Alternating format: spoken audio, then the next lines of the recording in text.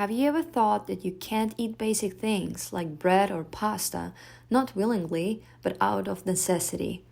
This is a reality for millions of people around the world because of the condition called celiac disease. In this video, we will hear the narratives of 3 individuals with unique relationships with gluten.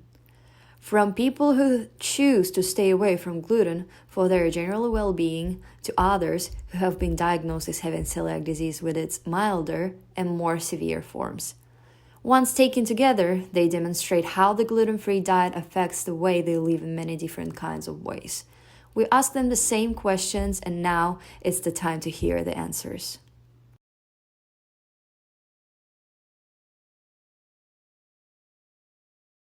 So when I was, I think 13 or something, I found out that I was gluten allergic, or I was allergic to gluten, which made me feel very ill. When I eat gluten, I start throwing up, I get a lot of pain in my stomach, and I just feel like super sick. And I found out because I was around 13 years old and I had like a lot of pain in my stomach and I didn't grow at all. So in like 2 years I didn't grow. I was like super thin. I was super I ate a lot and I couldn't like gain any weight, so it was really bad. So that's why I went to doctor and they found this sickness.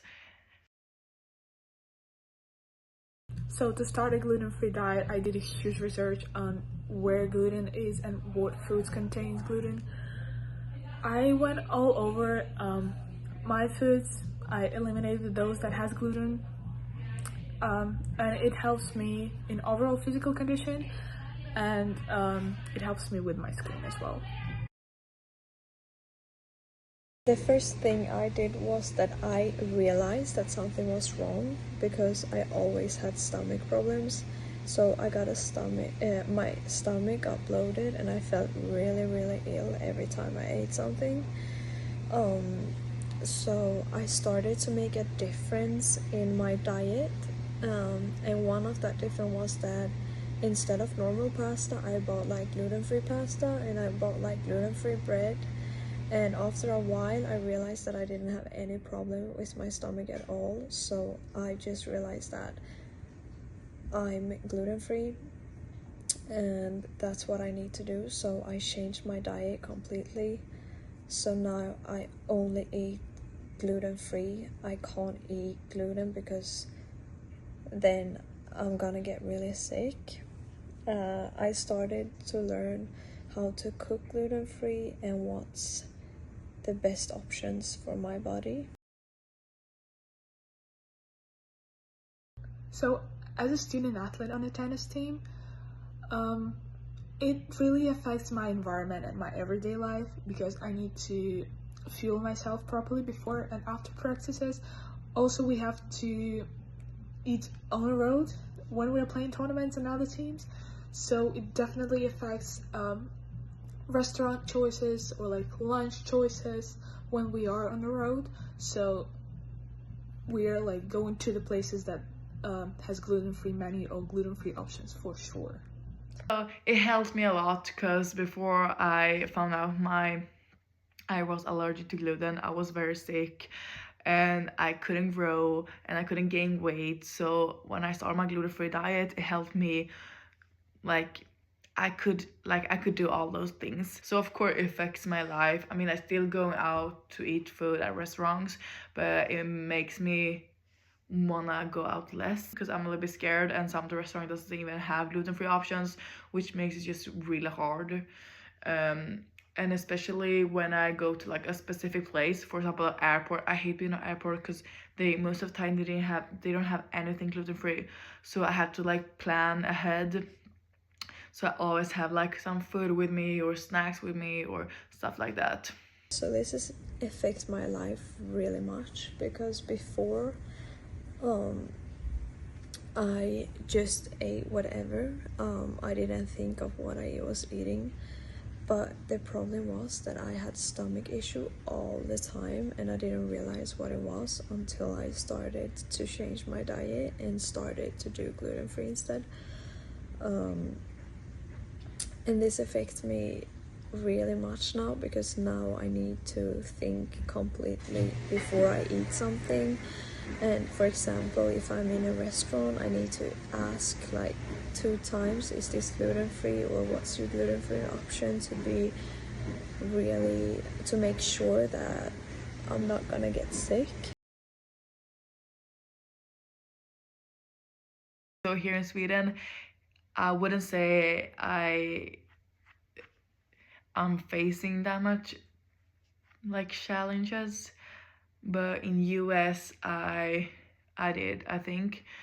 And that's just because I mean, like, all the places doesn't even have gluten-free, so you have to like always look at the menu before you go there. You have to be like very specific that you need gluten-free diet, and they have to be like very careful because they can't use the same, I don't know, like gloves and stuff like that, because then it can be like small gluten-free, I don't know, like food, and it comes in my food. Like when you go to a friend's house and stuff like that, and you have to be like, hey, like I'm gluten-free, like sorry, can you, I don't know, I have to bring some food and stuff like that. But when I just got it, I was younger and I was more insecure. So I know a few times when I went to a friend's house and they didn't have anything gluten-free, I ate gluten because I was so scared to like tell them that I couldn't eat it. And then I was like sick the whole day after. So no, but that's, I would say, one thing that can be a challenge. And I would say the biggest challenge for me is to make different kind of food, because I feel like I always eat the same and I'm not really good at cooking, so I just make what's the easiest option, and I don't want to make it too hard because then I'm not sure how my stomach's gonna react. And I also feel like when we are at like restaurants with a group, it's kind of awkward for me to ask about gluten-free, but I also know it's nothing wrong with it, but sometimes they might not even have gluten-free options, so then it feels really awkward for me. I feel like it's affected my whole body kind of, because I don't really have any problems anymore with anything, and I feel much healthier. I don't feel bloated. I feel really, really healthy, if that makes sense. I would say the biggest challenge is actually to find a gluten-free food, because sometimes I'm like very hungry and like the only thing that I see is like a sandwich or like a wrap with like whole wheat tortilla, which I obviously can't eat because I'll feel pretty bad afterwards. So I think just finding foods when I'm like in a rush or anything like that, yeah, that's the biggest challenge. I would say gluten-free pasta with bolognese, maybe.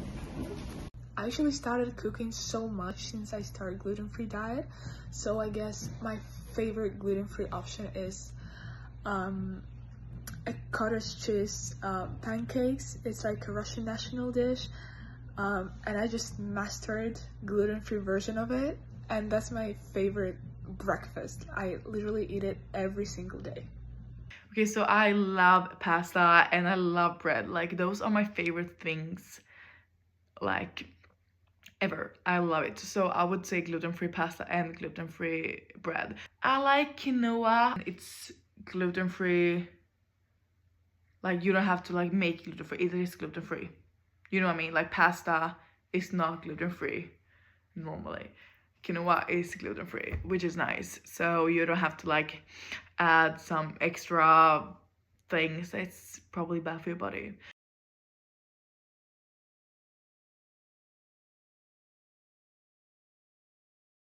First of all, I mean, it's not that hard. Like, people, when I tell them that I'm gluten-free, people are like, oh my god, like that has to be awful.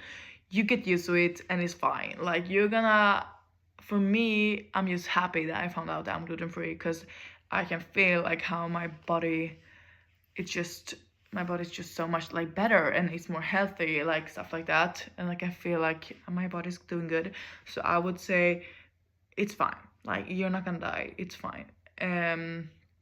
Second, just be very careful, because when you are celiac, you should be like very, very careful. You can't have like anything gluten, like that contains gluten. You can't be like, oh, but today is fine. Like, I don't care.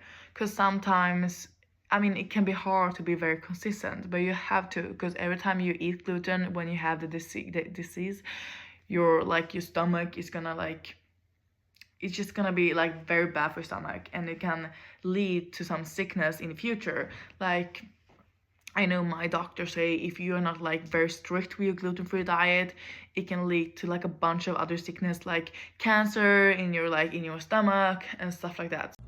I would definitely recommend not to freak out. It's not the end of the world. Like, there are so many gluten-free options nowadays. So I think just do the research on your own, or see the dietitian, talk to people who have knowledge about that, and you'll be totally fine, I promise you. And I think the key is to listen to your body and then do some research. If you find out that you are gluten-free, don't freak out. I freaked out because I was like, oh my god, like I'm not gonna be able to eat like pasta anymore, but that's not the case. So I did some research, and there is some good options for you as well. Like, don't freak out, listen to your body, do some research, and then try to find a diet that's good for you and your body. That's the key. These personal experiences illustrate the fact that being gluten-free can be more than simply a trend. For some people, it's their way of everyday life. While having gluten intolerance might be challenging and isolating, it offers people grit and determination.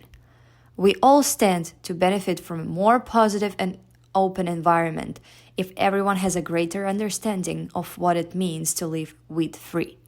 Researching celiac disease is crucial, helping others around us who maintain a diet without gluten, and let's get together to establish a more educated and healthy community.